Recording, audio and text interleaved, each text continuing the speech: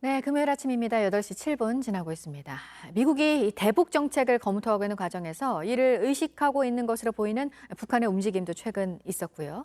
미국도 여러 방법으로 북한에 대해서 메시지를 보내고 있는데요. 전략사령관이 이번에 언급한 내용이 있습니다. 보도국 연결해서 알아보겠습니다. 박지훈 기자, 북한의 능력을 잘 알고 어떤 공격도 억제할 수 있다는 거네요. 네, 찰스 리처드 미국 전략사령관이 어제 언론 간담회에서 북한 미사일 등에 대한 질문을 받았습니다. 리처드 사령관은 북한의 미사일 능력을 아주 잘 안다면서 그들이 할 수 있는 어떤 공격에 대해서도 준비가 돼 있다고 답했습니다. 그는 동맹을 보완할 미국의 전략적 목표에 대해서는 북한과의 문제를 해결하는 최선의 길은 외교라고 답했습니다. 그러면서도 미국 사령부는 안보적 측면에서도 한국과 했던 약속을 지킬 수 있다고 강조했습니다. 네, 지금 전 세계 곳곳에서 코로나 백신과 관련한 충돌이 빚어지고 있습니다. 유럽연합 집행위원회는 아스트라제네카를 상대로 소송을 시작한 것으로 전해졌네요. 공급 계약을 지키지 않았다는 거죠?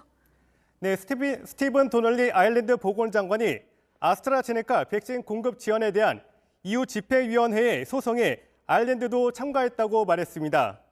도널리 장관은 아스트라제네카가 4월부터 6월까지 공급하기로 약속했던 물량을 전혀 납품하지 못하고 있다고 말했습니다. 미국 정치 전문 매체 폴리티코도 유럽연합의 다수의 회원국들이 아스트라제네카에 대한 소송을 지지했다고 보도했습니다.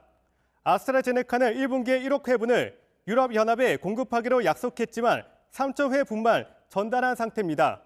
2분기까지 3억 회분을 계약했지만 1억 회분만 공급이 될 걸로 예상됩니다.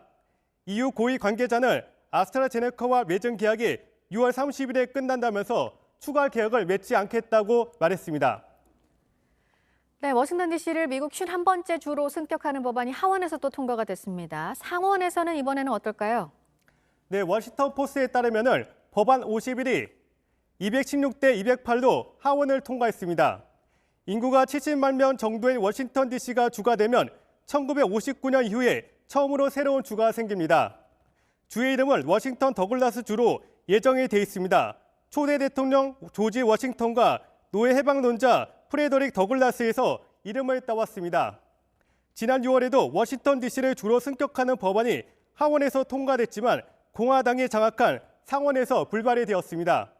주가 되면 상원에 2명, 하원에 각각 1명씩 배정이 되는데 워싱턴 DC에는 흑인이 많아서 민주당 성향이 강하기 때문입니다. 현재로서는 상원이 50대 50으로 양분이 돼 있는 상황입니다. 이런 가운데 해리스 부통령이 캐스팅 보트를 쥐고 있어 민주당이 우세하다는 분석이 나옵니다. 지금까지 아침에 지금 JTBC 박지윤입니다.